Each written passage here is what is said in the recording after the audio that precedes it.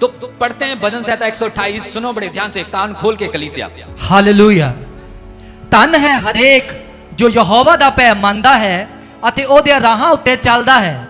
ਤੂੰ ਆਪਣੇ ਹੱਥਾਂ ਦੀ ਕਮਾਈ ਜ਼ਰੂਰ ਖਾਏਗਾ, ਤੂੰ ਧਨ ਹੋਵੇਂਗਾ ਅਤੇ ਤੇਰਾ ਭਲਾ ਹੋਵੇਗਾ।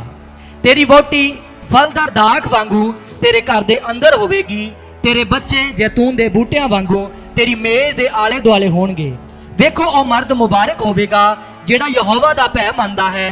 ਯਹੋਵਾ ਸਿਓਨ ਤੋਂ ਤੈਨੂੰ ਬਰਕਤ ਦੇਵੇ ਅਤੇ ਤੂੰ ਜੀਵਨ ਪਰ ਯਰੂਸ਼ਲਮ ਦੀ ਭਲਾਈ ਵੇਖੇ ਅਤੇ ਆਪਣੇ ਦੋਤੇ ਪੋਤਰੇ ਵੇਖੇ। इजराइल उत्ते सलामती होवे। आमीन, हालेलुया। कहता ये देखो, पूरा परमेश्वर ने फैमिली ब्लेसिंग्स को ओपन कर दिया, पूरी फुली लाइफ, पति पत्नी बच्चे कारोबार बिजनेस पीढ़ियां सब कवर करके प्रभु ने क्या कहा, ये आशीषें तुम पर आएंगी। कहता तेरी पत्नी उस दाख लता की जैसी होगी। कहता तेरे बच्चे जैतून के पेड़ों की मानद होंगे और तू अपने हाथों की कमाई अवश्य खाने पाएगा। मतलब तेरे हाथों में खुदा बरकत देगा, तेरी आयु को लंबा इतना करेगा कि तू अपनी पीढ़ियों को देखेगा, तू अपनी पीढ़ियों को देखेगा और तू सर्वदा अपना और अपने घराने का भला देखेगा और तू यरूशलेम की भलाई देखेगा। यरूशलेम मतलब आप और मैं यरूशलेम है, मैं और आप क्या हैं, यरूशलेम है। हालेलुया। यरूशलेम किसको कहा गया है, मुझे और आपको। और यरूशलेम कौन सा स्थान था, खुदावंद का शहर, यहां खुदावंद वास करता था। और आज परमेश्वर कहां वास करता है, आप में और मुझ में, हम यरूशलेम हैं। हालेलुया। तो परमेश्वर के प्रिय बच्चों, ये अपार आशीषें आपके लिए हैं, आपकी जिंदगी के ऊपर पूरी होंगी, आपकी जिंदगी खाली नहीं रहेगी, आपकी जिंदगी भरपूरी से भरपूर हो जाएगी। और परमेश्वर का वचन कभी झूठ नहीं बोलता, परमेश्वर का वचन सच है, सच्चाई है, अटल है। परमेश्वर के वचन में ताकत है, परमेश्वर के वचन में सच्चाई है, परमेश्वर का वचन जीवित है, परमेश्वर का वचन गुणकार है। जैसे मैंने लास्ट संडे आपको बताया था कि परमेश्वर का वचन सत्य है, जीवित है, गुणकार है, अटल है। और ये टलता नहीं, ये अटल है। मैं और आप परमेश्वर का यरूशलेम है, परमेश्वर हम में रहता है। तो आज मैं आपको यरूशलेम के बारे में नॉलेज दूंगा कि एक कंप्लीट यरूशलेम कैसे बनता है।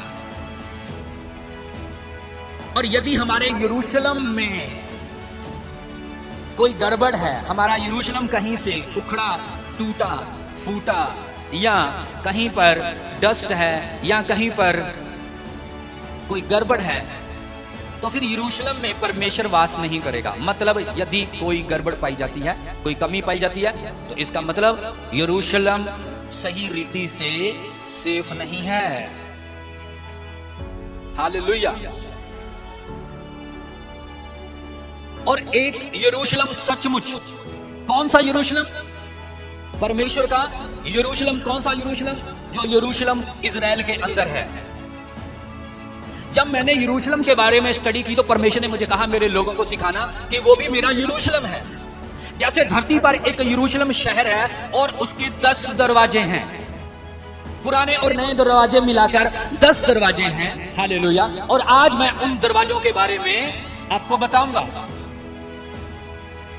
और यदि उनमें से कोई दरवाजा खुला रहेगा या टूटा होगा तो यरूशलेम के ऊपर खतरा है, यरूशलेम के ऊपर फिर शैतान का अटैक है। हालेलुया। तो मैं आज आपको एक नक्शे के द्वारा मैं आपको सिखाऊंगा। ये ना यरूशलेम शहर है, ओके, परमेश्वर का शहर। यहां दाऊद रहता था, ओके, जो पृथ्वी के ऊपर है, ओके, ये वहां दिखाया जा रहा है, ओके, लेकिन मैं आपको नक्शा दिखा रहा हूं। इसके कुछ गेट हैं, ओके, मैं आपको सिर्फ एक गेट के बारे में बताऊंगा। ये है ओल्ड गेट, ठीक है, और ये है फिश गेट मतलब आपको बाद में बताता हूं, ये है शीप गेट।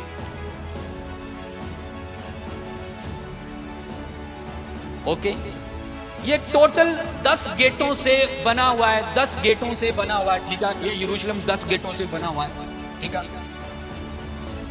तो परमेश्वर ने मुझे बताया कि मेरे लोग मेरा यरूशलेम हैं, उनके भी 10 गेट हैं, उनकी जिंदगी में भी 10 गेट हैं। तो प्रभु ने मुझे कहा तू पहले गेट के बारे में उनको अवगत करना, उनको जानकार करना, उनको अवेयर करना, उनको चौकन्ना करना कि तुम्हारी जिंदगी का भी एक गेट है जिसका नाम है भेड़ गेट। तो उस समय क्या होता था, यहां परमेश्वर का मंदिर होता था, ओके। तो इस गेट से भेड़ों को लेकर आते थे और कुर्बान किया जाता था, बलि दिया जाता था, ठीक है। और इसका आत्मिक तौर पर जो मतलब है शीप गेट का, शीप भेड़, भेड़ का मतलब आत्मिक तौर पर है रूहें कलीसिया। बोलो रूहें कलीसिया। आप परमेश्वर की भेड़ें हैं, आप प्रभु की भेड़ें हैं, और आपकी जिंदगी में एक गेट है जिसका नाम है शीप गेट, मतलब भेड़ गेट। आप प्रभु की भेड़ हैं।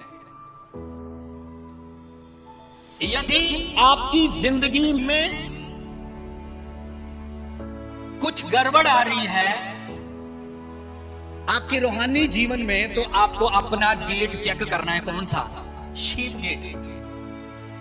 शीप का मतलब रूहें कलीसिया, आप प्रभु की भेड़ें हैं। यूहन्ना 10 में लिखा हुआ है, मेरी भेड़ें मेरी आवाज को सुनती हैं।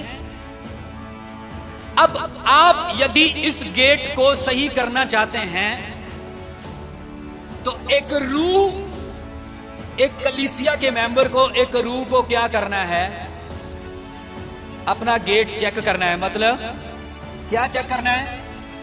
क्या वो असली भेड़ है कि या नकली भेड़ है? क्या वो असली कलीसिया है या नकली कलीसिया है? क्या वो सचमुच अपने अय्याली की आवाज सुनती है या नहीं? कितने गेट हैं? 10 गेट। आज मैं पहले गेट के ऊपर स्टडी दे रहा हूं, भेड़ गेट। अब आपने अपना ये गेट चेक करना है कि क्या मैं असली भेड़ हूं कि या फिर बकरी हूं। कहता बकरियां खब्बे बने तो भेड़े सज्जे बनने। भेड़े किधर जाएंगी? स्वर्ग में, और बकरियां नरक में। भेड़ क्या करती है? बै बै बै। और बकरी क्या करती है? मैं। हालेलुया। ओके। अच्छा अयाली मैं हाँ। अब परमेश्वर क्या कह रहा है? कहता अच्छा अयाली मैं। यीशु मसीह क्या कह रहा है? कहता अच्छा चरवाहा, अच्छा अयाली मैं हूं। प्रभु यीशु मसीह ने सीधा ही कह दिया कि अच्छा चरवाहा, अच्छा अयाली मैं हूं। और अते अपनियां भेड़ां अते मैं अपनियां भेड़ां नूं सियाणदा हां। कहता मैं अपनी भेड़ों को जानता हूं और अते मेरियां अपनियां भेड़ां मैनू सियाणदियां हन। अब इसके 27 को भी पढ़ो। मेरियां भेड़ां मेरी आवाज सुनदियां हन। कहता जो मेरी भेड़ें हैं ना, सच में मेरी आवाज को क्या करती हैं? सुनती हैं। सुनना परमेश्वर को, परमेश्वर के वचन के प्रति आज्ञाकारिता करना, असली भेड़, रियल कलीसिया, वो सच्ची भेड़ को दर्शाता है। आज के समय में जो विश्वासी परमेश्वर को सुनता है, परमेश्वर के प्रति आज्ञाकार है, वो असली भेड़ है। कहता मेरी भेड़ मेरी आवाज को सुनती है। अब देख लो, असली भेड़ अगर आप बनना चाहते हैं, सच्चे अगर आप कलीसिया बनना चाहते हैं कि जब परमेश्वर आए और मैं उठाया जाऊं, जब परमेश्वर की दया मैं मांगू तो मेरे ऊपर दया हो। मेरे ऊपर नहीं अकेली, मेरी पत्नी के ऊपर भी, मेरे पति के ऊपर भी, मेरे बच्चों के ऊपर भी, और मेरे नाती पोतों के ऊपर भी दया हो, और मैं सर्वदा उनके ऊपर अनुग्रह को देखूं, और पैसे की, धन की, दौलत की, अनाज की भरपूरी मेरे घर में हो, तो आज आपको ये गेट चेक करना है, आज आपको ये सिस्टम चेक करना है कि आप असली भेड़ हैं या नकली भेड़ हैं। अगर आप नकली हैं तो आप इन आशीषों के हकदार कभी नहीं हो सकते।